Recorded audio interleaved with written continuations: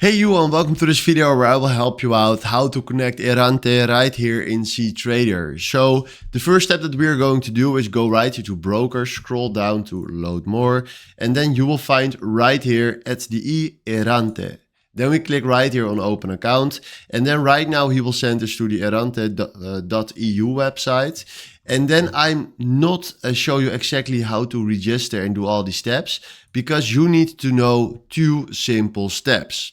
Right here, if we click on register, what we're going to do is you need to fill in right here exactly the same email address that you are using here in your cTrader application.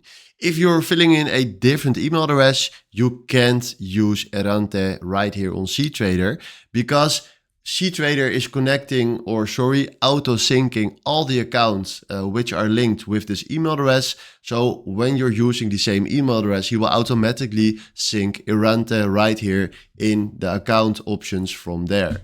Then the other thing that you need to know, that if you create an account on Errante and you're using a real trading account or a demo trading account, you need to select at platform type cTrader. Don't do MetaTrader 4, TradingView or MetaTrader 5, but you need to do cTrader.